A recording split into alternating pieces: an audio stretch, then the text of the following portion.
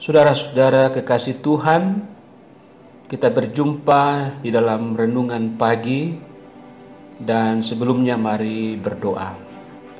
Ya Tuhan Allah, kami pagi ini bersyukur karena hari baru Tuhan anugerahkan kami memulai semua aktivitas dengan renungan, merenungkan dan memahami firman-Mu.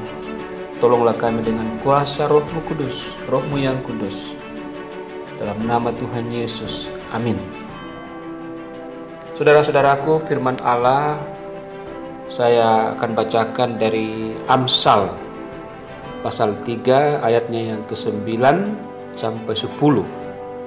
Amsal 3 ayat 9 sampai 10. Muliakanlah Tuhan dengan hartamu dan dengan hasil pertama dari segala penghasilanmu, maka lumbung-lumbungmu akan diisi penuh sampai melimpah-limpah, dan bejana pemerahanmu akan meluap dengan air buah anggurnya. Nah, saudara-saudara, pagi ini kita mau diingatkan oleh Tuhan bahwa salah satu sarana untuk memuliakan Dia adalah harta dan juga hasil-hasil tuaian dari berkat Tuhan yang disebut dalam firman Tuhan ini, hasil pertama dari segala penghasilanmu atau hulu hasil.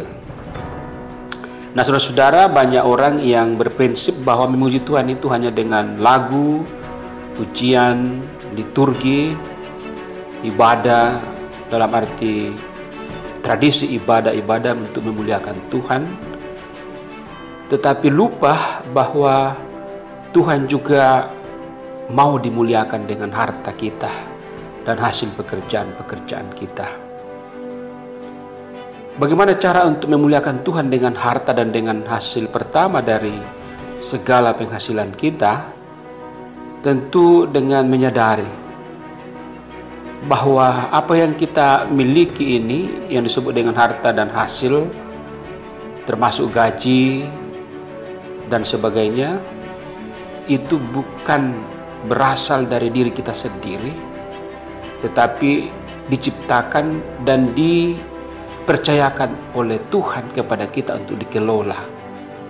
Jadi kepercayaan Tuhan untuk mengelola harta dan hasil pekerjaan kita ini adalah perlu disyukuri, karena kita tahu bahwa pemilik dari segala-galanya termasuk nyawa kita adalah Tuhan itu sendiri. Sedangkan nyawa kita ini adalah milik Tuhan, apalagi harta, uang, jabatan, pekerjaan, dan sebagainya.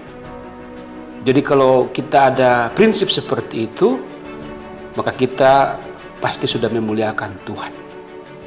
Tetapi yang kedua, saudara-saudara, setelah kita memahami yang pertama tadi, maka kita harus rela mempersembahkan dengan ikhlas, dengan sebaik-baiknya harta itu kepada Tuhan.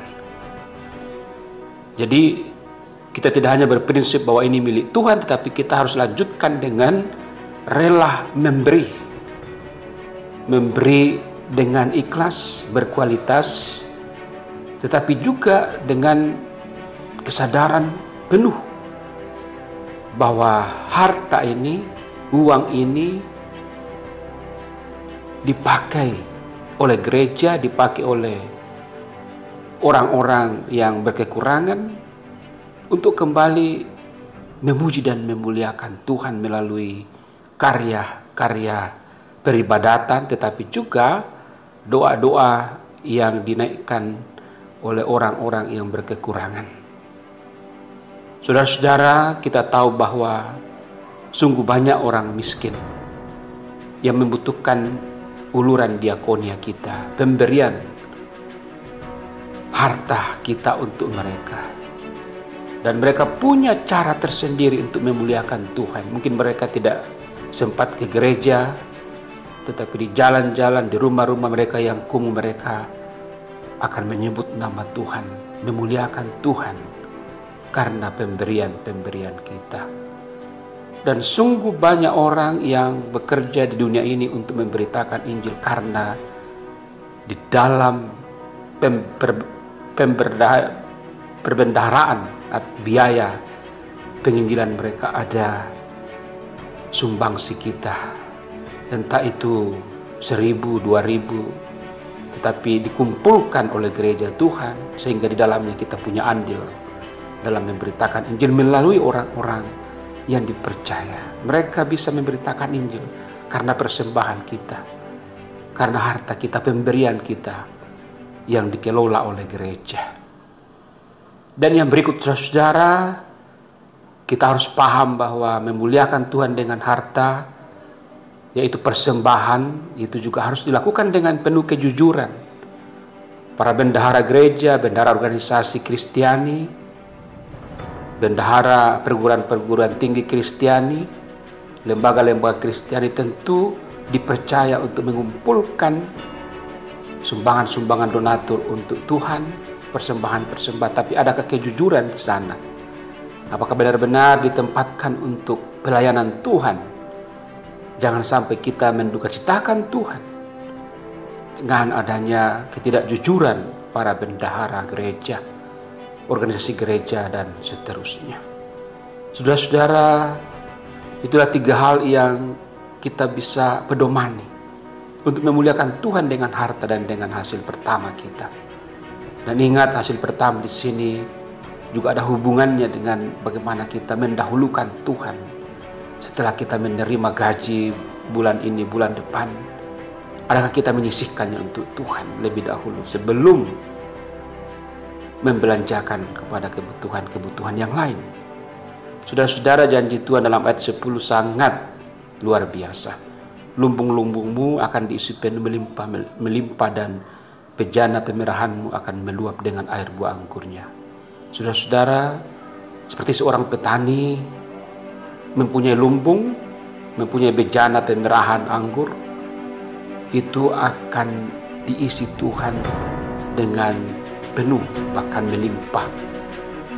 Melimpah di sini artinya bahwa benar-benar akan dilipat gandakan, meluap dan melimpah, menandakan bahwa berkat Tuhan tak terbatas, diberikan tak terbatas juga bagi orang-orang yang memuliakan Tuhan dengan hartanya.